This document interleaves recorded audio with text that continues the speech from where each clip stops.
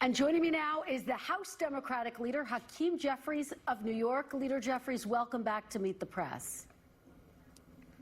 Good morning. Great to be with you. It's great to have you here. Let's start on the government shutdown, now the longest in U.S. history. Leader Jeffries, do you believe that your colleagues in the Senate are close to reaching a deal and ending this shutdown? Well, we need to end the Trump Republican shutdown, the longest shutdown, of course, in American history. And as Democrats, we've repeatedly maintained that we will sit down anytime, any place with anyone in order to reopen the government, to find a bipartisan path forward to enacting a spending agreement that actually meets the needs of the American people, which means trying to drive down the high cost of living, because America under Donald Trump and Republican policies has become far too expensive, while at the same time dealing with the Republican health care crisis that threatens to drive up premiums, copays, and deductibles to levels that will be unaffordable for working class Americans because of the Republican refusal to extend the Affordable Care Act tax credits. Well, Leader Jeffries, Senate Democratic leader Chuck Schumer did make a new offer, effectively saying, let's extend Obamacare subsidies for 1 year in exchange for reopening the government for 1 year. You have said that you would support that proposal, but just last month you said this. Take a look. A 1 year extension of the Affordable Care Act tax credits is not acceptable. It's a non-starter. It's a non-starter. So, Leader Jeffries, what changed?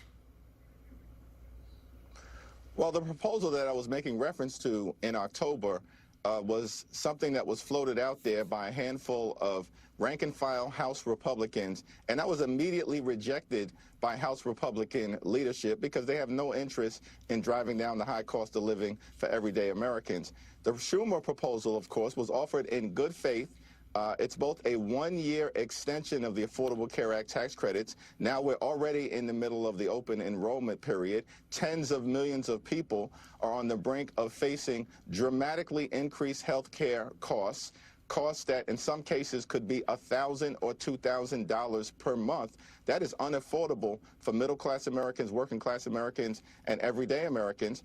And the Schumer proposal also provides a path toward bipartisan negotiations for a multi-year extension, which would provide the type of certainty that the American people need. Well, as you know, Republican leader John Thune has called it a non-starter. Let me ask you, would you support a bill that would include a promise to vote on extending Obamacare subsidies? Is that something you could live with? Let's understand that these Republicans have tried to repeal the Affordable Care Act more than 70 different times over the last 15 years. They're not acting in good faith as it relates to dealing with a health care crisis that they're visiting on the American people. This is the same group of folks who just enacted the largest cut to Medicaid in American history as part of their one big ugly bill. Hospitals and nursing homes and community-based health centers are closing all across the country, including in rural America, because of Republican policies. We're faced with the possibility of a $536 billion cut to Medicare at the end of this year if Congress doesn't act, connected to what they did in the one big ugly bill. And now they're refusing to extend the Affordable Care Act tax credits for even a year, when they just enacted massive permanent tax breaks for their billionaire donors. Does that seem reasonable? Is that the type of policy that the American people are screaming out for, as evidenced by what just happened with Republicans being wiped out in the general election last Tuesday? Leader Jeffries, just very quickly, yes or no, do you rule out supporting a bill that would include a promise to vote on Obamacare subsidies? Yes or no? I don't think that the House Democratic Caucus is prepared to support a promise, a wing, and a prayer from folks who have been devastating the health care of the American people for years. All right, let's talk about the impacts. You mentioned them of this government shutdown. They're being felt across the country. Hundreds of flights, as you know, have been canceled this weekend across major airports. The lines are growing longer outside of food banks, and there's a lot of uncertainty about food assistance programs, which currently hang in the balance right now, in limbo, Leader Jeffries. Is it responsible for Democrats to continue to push for a better deal and to not reopen the government, given that people are suffering right now? Republicans control the House, the Senate, and the presidency. Donald Trump, from the very beginning of his term, has taken a my way or the highway approach. That's not reasonable.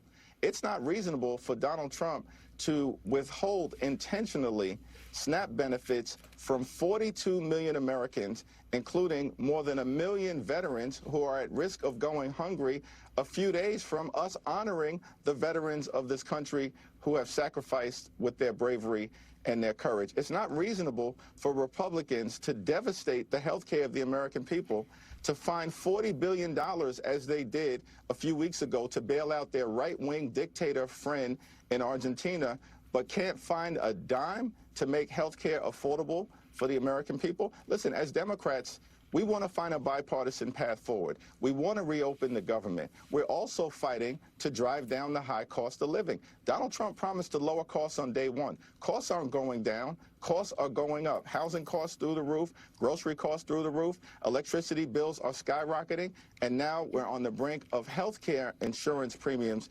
dramatically increasing, devastating working class Americans. None of that is acceptable. We need to find a viable path forward. But Leader Jeffries, for the people who are suffering right now and who are quite frankly concerned about how they are going to put food on the table over this holiday season, how long can they expect this shutdown to continue? Can you guarantee that you will reopen the government before Thanksgiving?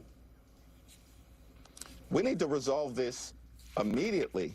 And here are two things you that think can it'll be done happen before to get Thanksgiving, that Leader? accomplished. You think it'll happen before Thanksgiving? Well, one, Donald Trump, I hope so. Donald Trump needs to get off the golf course and get back to the negotiating table. He spent more time golfing over the last several weeks than he has talking to Democrats who represent half the country as part of an effort to find a bipartisan path forward. And by the way, we also know that House Republicans have literally canceled votes for the last 6 weeks. They've been on vacation, and they have no plans to return next week. We'll be in Washington as House Democrats, ready, willing, and able to reopen the government, to make life better for the American people, and to address the health care crisis that has been devastating the country. Leader Jeffries, President Trump floated what he believes is a potential solution to this online. Let me read it to you. He says, quote, "I am recommending to Senate Republicans that the hundreds of billions of dollars currently being sent to money-sucking insurance companies in order to save the bad health care provided by Obamacare be sent directly to the people so that they can purchase their own much better health care."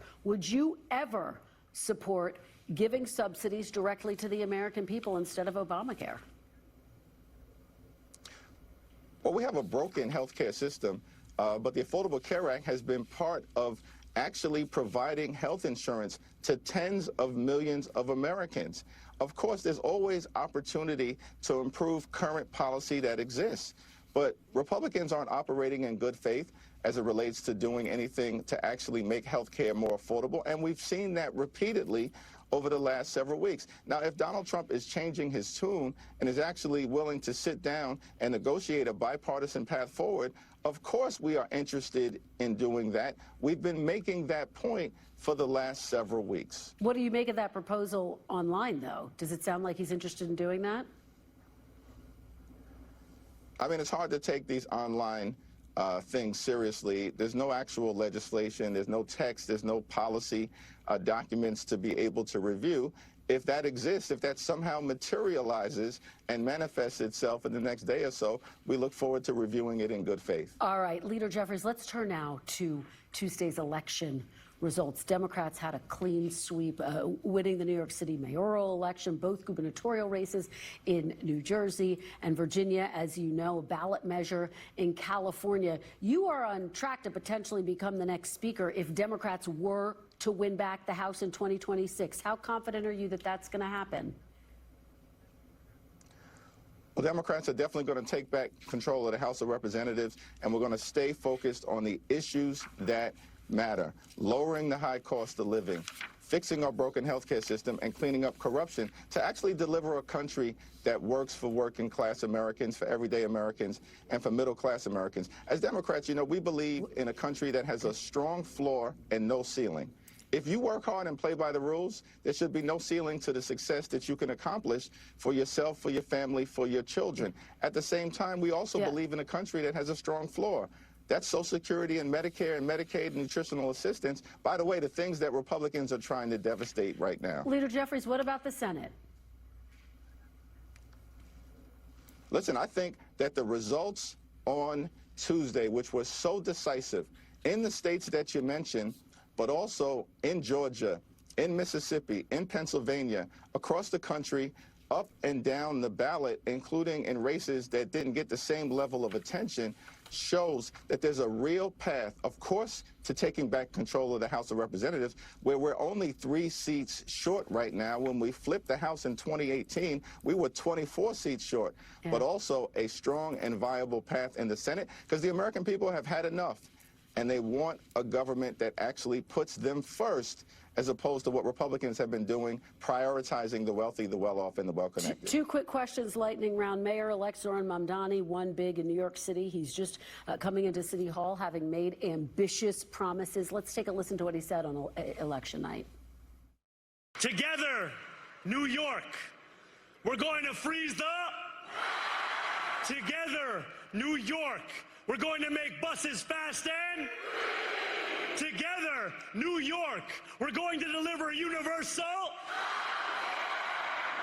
So frozen rent, free buses, universal child care. Do you believe that he can deliver on those promises very quickly, Leader Jeffries? Well, he's going to have to work with the Rent Guidelines Board and probably more importantly with the governor of the state of New York and the state legislature in order to enact those proposals.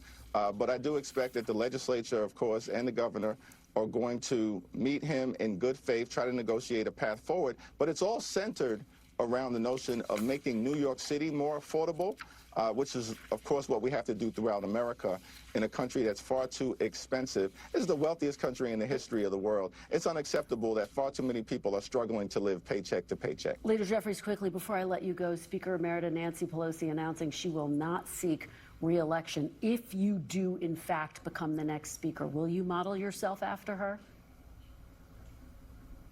Well, Nancy Pelosi is a legendary, heroic, historic, transformational figure.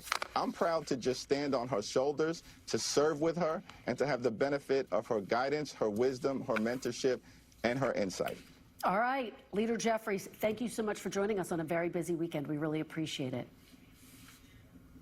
Thank you.